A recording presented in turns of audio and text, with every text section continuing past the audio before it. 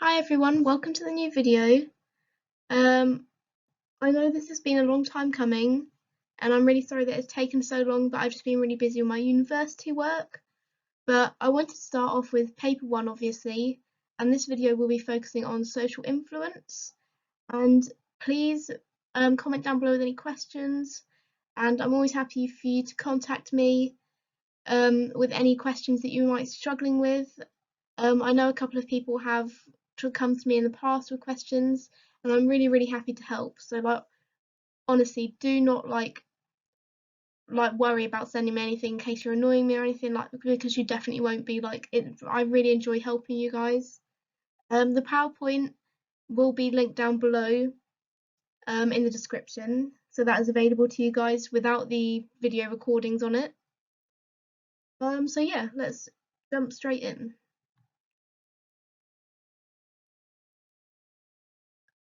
So firstly, types of conformity. So this is very the main basic bit of the social influence topic. So you've got three types of conformity.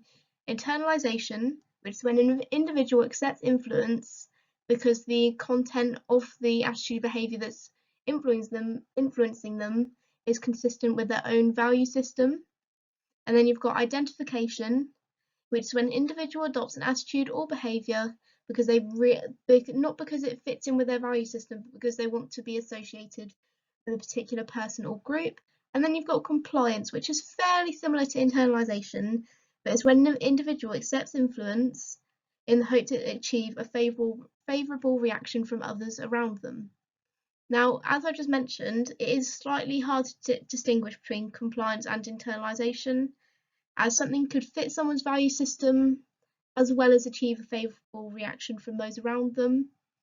So it is fairly difficult to tell them apart in real life situations. So next we have explanations of conformity, which has informational and normative. So the informational is obviously, I think naturally as human beings we have a desire to be right, and as a result of this informational social influence we look to others to gain evidence about reality, even if it's not necessarily what we actually think will be the right answer. So for example, when the teacher in the classroom might say, oh, who thinks it's true, who thinks this statement is true? And I know, especially I did, you'd always sort of look around and see who else was putting their hand up and things, which is very much what this is. Whereas normative social influence is when an individual conforms to the expectation of the majority, usually to gain their approval or avoid the disapproval, which in a similar situation to what I just explained, you would put your hand up like everybody else, because you don't want to avoid the disapproval from a teacher and you don't want to sort of make a fool of yourself in the classroom. These ideas are supported by Asch, Asch's study in 1951, which we will talk about in a second. But normative is very hard to detect because it's such a sort of hidden idea.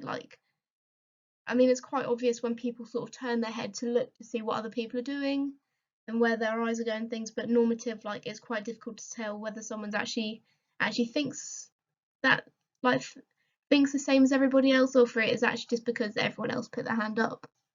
And then informational is obviously moderated by task. So if it's an easy task and the person knows that their answer is right, they're not going to look to others. Whereas obviously as the task gets harder, they will be more likely to look to others for support in their answer to ensure they don't mess up. So moving on to Asch's study, so the sample was of 123 males who were all undergraduate students, so straight off it's a very limited sample. I believe the key term for that is sample bias. I may be wrong. But so yeah, straight off, you can tell that it's a slightly not great study, just purely for the fact that it consists of males, all of a similar age group. And then in terms of the procedure, so there was 9 Confederates per group, which if you don't know, Confederates are sort of fake participants. They are told what to do and say by the researcher, and then each group just had one participant, so one of the 123 males. And then each group was asked one by one, so it would go from left to right, asking everyone, and the participant would be the last one to be asked.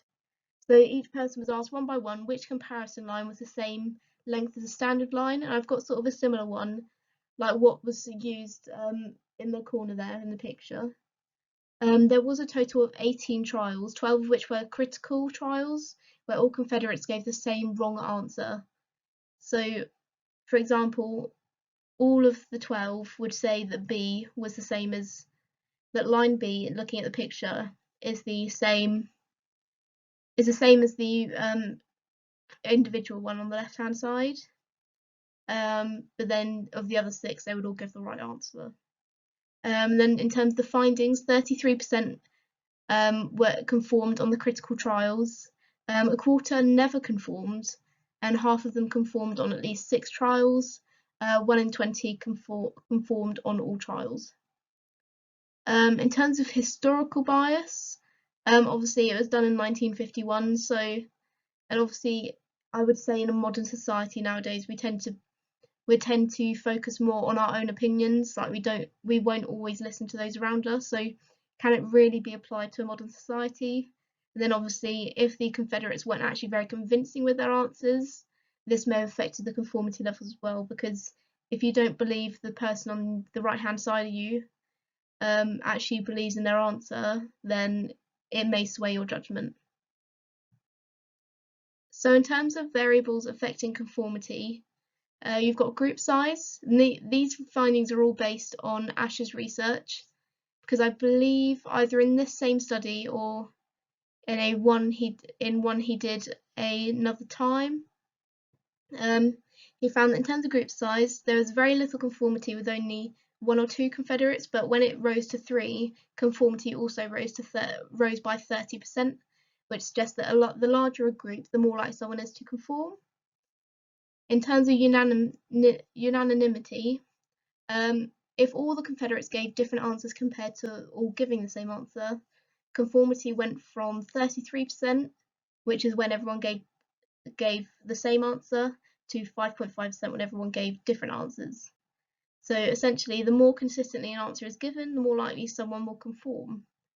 And then basically in terms of the difficulty of the task, like I said earlier in the video, if the task is harder, then people are more likely to conform, as they require that need to be right like everyone else. And then obviously hard to determine the effect of group size, because obviously it could rise with 3, but then could go down with 4 again, or go down with 5, if that makes sense. And then obviously possible cultural differences, possible cultural bias, because obviously people from other countries may react in a different way depending on their values and their social upbringing. Looking at Zimbardo's study now, which I know is a very, very popular one. It's a very well-known study, that's for sure. So in terms of the sample, there were 24 male volunteers who were all psychologically tested beforehand to ensure they were sane, and none of them had. They were all chosen specifically because they had no mental health issues previously. In terms of the procedure, it was organised in these 24 males were organised into prisoner and guards. I'm not off the top of my head can I remember what sort of split they were done in, but I think it would have been about 14 prisoners to 6 guards, possibly around that sort of mark. The prisoners were arrested at home by surprise, which automatically sets off alarm bells about ethical issues, because obviously they wouldn't have given informed consent to this, and then they were given ID numbers which depersonalised them. And similar to that, the guards were given batons and reflective sunglasses, and the sunglasses were designed to avoid eye contact with the prisoners. And then Zimbardo played the superintendent, which is quite a dangerous role in the research as well, because he got too invested and it ended up having to be his girlfriend that broke up the experiment, because Zimbardo just couldn't see how damaging it was to the participants. And then looking at the findings, it actually only lasted 6 days rather than the planned 14 days, and 5 of the prisoners were released early due to increased anxiety and rage that they faced whilst they were inside the prison, which I would like to say as well is it took place in I think it was either Yale or Harvard basement, It was definitely an American university basement. I think it was either Yale or Harvard. The guards ordered prisoners to do degrading tasks, such as like just sort of clean the toilets. And I know from watching a clip, a video on YouTube, that they were sort of woken up in the middle of the night and got them to do tasks and things. And obviously as the guards became more tyrannical, the prisoners became more passive to what was being done to them. But obviously demand characteristics in terms like guards and prisoners are very heavily stereotyped characters, so to speak, for lack of a better word, really. So people may have assumed that that's how they're supposed to behave, especially the guards. I think they would, because they are used to seeing guards as being the violent people, they would have more likely been taken on that persona because that's how they knew the personality to be. And then obviously ethical issues, like this was study is where ethical issues sort of came from. Like they weren't really a thing until this study took place, and then the companies, well, associations such as the British Psychology Society, I think it is, realised, hang on a second, like this can't take place in the future, like this can't happen again. Hence why ethical issues sort of came into play after this study. Looking at explanations for obedience, so in terms of agentic state, this is when a person sees him or herself as an agent for carrying out another's wishes, such as Hitler and the Nazis, because I know in recent years when Nazis have been put on trial for their crimes, many of them use the explanation, we were just asked to do it, like it wasn't us doing it, like it wasn't my choice, I was just doing what I was told to do. And then in terms of legitimate authority, if a person is perceived to be in a position of social control, people are more likely to obey them. So obviously if you see a policeman around, you're going to be less likely to go and commit a crime whilst they're there. And then obviously these ideas are supported by Zimbardo, with the prisoners eventually obeying the guards in there. Then obviously Milgram study, which we're going to look at in a second. And then obviously it has got real life application because you can see things like this in real life. And then you've got the agentic state. Like, is the agentic state an actual thing, or are people just cruel and using it as an excuse for their behaviour? Which is something that's really, really tricky to sort of explain and actually prove. So moving on to Milgram study in 1963. So he did an electric shock study with a sample of 40 people who I believe were all males. Milgram told them that it was to see how punishment affected learning. So immediately this is saying like issues with informed consent. And it had two Confederates, so an experimenter and a learner, and to ensure there was consistency between each participant, the responses from the learner were fake and recorded previously to ensure that each participant received the same study. Then obviously the electric shocks that were supposedly given went from 15 volts to 450 volts in 15-volt increments. So the person would start off with 15 volts. If they got the question wrong, then it would move up to 30 volts.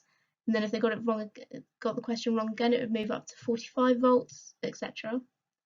And then in terms of the findings, 100% went to 300 volts, at which point the learner screamed out about having health issues.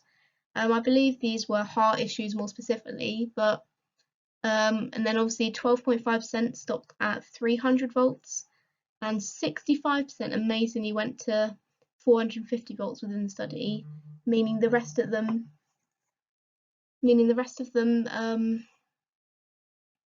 stopped between 300 volts and 450 volts. And then you've got the ethical issues with this study, which I've already pointed out with the informed consent, and then obviously the mental damage this could possibly do to a participant. Historical bias, would you get similar results if this study was repeated in 2019?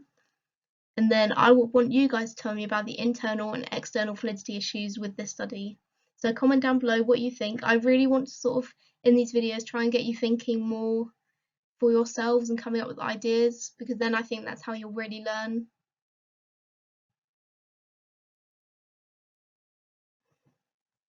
In terms of situational variables affecting obedience, you've got proximity. So if the teacher and learner were in the same room, the obedience fell from, oh sorry, there is a spelling mistake there, I'm sorry about that, but the obedience fell from 65% to 40%. And then in terms of location, if the study was moved from a lab at Yale University to a rundown office building, obedience decreased by 48%. And I believe these first two were again similar to what Asch did. I believe this is Milgram's work again, but changing the variables. And then in terms of uniform, Bushman got a female to dress up in 3 costumes, and obedience was 72% for a policewoman, 48% for a business executive, and 52% for a beggar, which I know some of you might find a bit weird, but I think it's mainly because a beggar may seem be more stereotypically vicious compared to a business executive. So in terms of dispositional explanations for obedience, I'm sorry this writing's gone so small, I'm not really sure why it's gone so small, but in terms of authoritarian personality, so this is a distinct personality pattern which is characterized by strict adherence to conventional values, and the individual will have a strong belief in absolute obedience or submission to authority. So this is simply just by this is similar to sort of the idea of like what we see as like the teacher's pet, like as an example. So the student is that student is extremely obedient to the teacher who they see as an authority figure. And the S scale, which we're going to talk about in a minute, is a measure of authoritarian traits or tendencies. And then the right-wing authoritarianism is basically similar to the authoritarian personality, but it's a cluster of personality variables that are associated with a right-wing attitude to life. And essentially this is the conservative point of view, so liberals, etc. However, with these definitions, context is very, very important because they are quite vague, and obviously those with high levels of education are more likely to obey because they understand the authority figures more.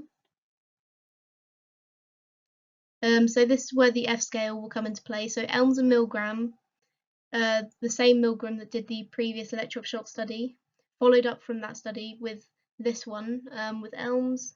So the sample was 20 obedient people who went to 450 volts, and then 20 defiant people who stopped before the 450 volts. In terms of procedure, they completed an MMPI scale, which I believe is just another personality test, and then the S scale. And they were asked about relationships with their parents during childhood and attitudes towards the experimenter and learner within the original study. Sorry. Then in terms of the findings, there was little variation in MMPI scale results. However, those who were obedient during the original study had high levels of authoritarianism found in the F scale. In terms of explanations of resistance to social influence, so there is the locus of control, which is when people differ in the beliefs about what the outcomes of their actions are dependent on. So those with an internal locus of control believe that the outcomes of their actions are dependent on what they do, and they tend to focus less on how others see them. In terms of external locus of control, the people see the outcomes of their actions as being out of their control and base their value on how others around them see them. And this personally reminds me of the clip from The Big Bang Theory, where Penny first meets Leonard's mother, and they're walking up the stairs, and Leonard's mother was Beverly Hofstadter was questioning Penny about why she wanted to be an actress. So I think you should definitely try and find that clip on YouTube. I tend to come across it quite a lot on Facebook, so I don't know if you may have seen it on there or actually just watch the programme. But people with an internal locus of control are more likely to resist influence, as obviously they care less about the majority's opinions. In terms of social support, this is the perception that an individual has assistance available from other people and are part of a supportive network. And obviously this supportive network will help them resist the influence in society, as they believe they have an ally on their side to help oppose the majority in case there is a few conflicts take place. And supporting this, obviously social support is similar to the suffragette movement, in which females supported other females, such as like Emily Pankhurst, I believe, who jumped in front of the king's horse, in which inevitably ended her life.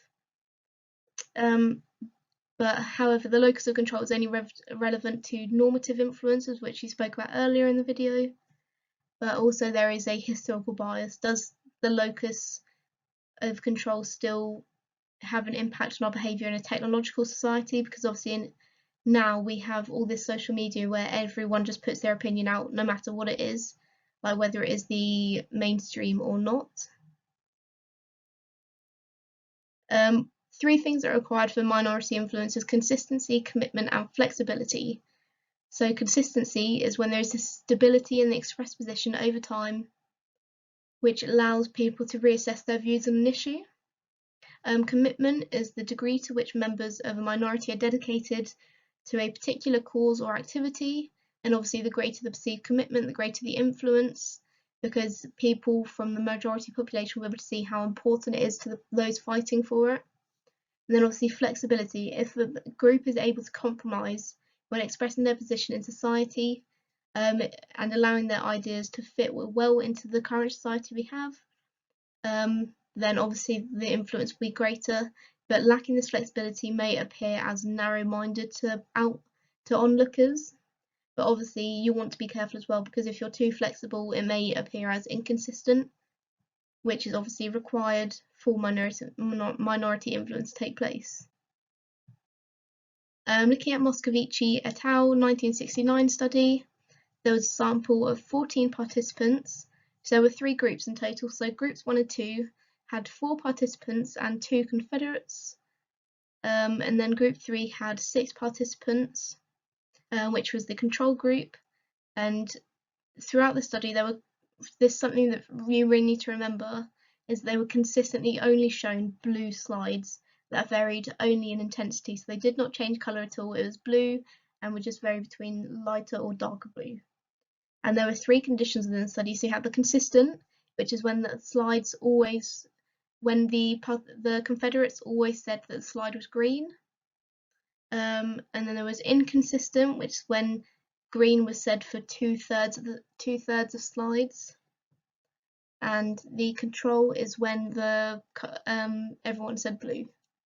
So in terms of findings, there was 8% conformity in consistent condition, in the consistent condition, but there was only 2% conformity in the inconsistent condition, which I know is still small percentages, but it still shows a link between the consistency and the conformity rates. In terms of social influence processes for minority, it starts off with the drawing attention to the issue. So obviously the conflicting views, people in society will be motivated to reduce this, so either by accepting the views or by eliminating the minority. But in this case it will be they're wanting to accept these new views to reduce the conflict. And then obviously you've got the cognitive conflict, which is when conflicting views make the majority think more deeply about issues and challenge their own views. Consistency of the position, so again, consistency, like we said before, if views are expressed frequently by the same people, it will appear consistent and confident. Penultimately, you've got the augmentation principle, whereas if a minority is seen to suffer for a cause, they are taken more seriously. And then lastly, you've got the snowball effect, in which as more and more people consider an issue, it reaches the tipping point, leading to wider scale social change. And I really, as I put at the bottom of this page, I really want you guys to think a bit more. So I want you to think of some examples from the suffragette movement, or possibly another movement that you're more informed about, or even if you want to find a new movement that sort of fits these, that fit each of these stages of influence. And then lastly, you've got the social influence processes of majority. So this is fairly simple. So this just involves the social norms intervention, which is an attempt to correct misperceptions of normative behaviour of peers to change the risky behaviour of a target population. but obviously this doesn't always lead to change. For example, people who were informed that they used less energy than the average user actually increased how much energy they consumed, so which ended up having a slightly backwards effect on how they behaved. And an example of it is this post here that says, "Did you know 96% of us think we should always try to be friendly with students who are different from us?" Which is a fairly basic example, but it gets the point across. So anyway, that is the end of the social influence video. Hope you guys enjoyed it. I should hopefully have some more videos coming up soon, more on paper 1, 2, and I will be trying to cover all options for paper 3. They will be in 3 videos, and there will be timestamps at the bottom, but I will remind you of that in those videos. Yeah, I hope you guys enjoyed this video. Please, I would love some feedback at the bottom. And then obviously the standard like and subscribe bit that you always get a video. So thank you for watching, and I hope you all do really, really well in your exams.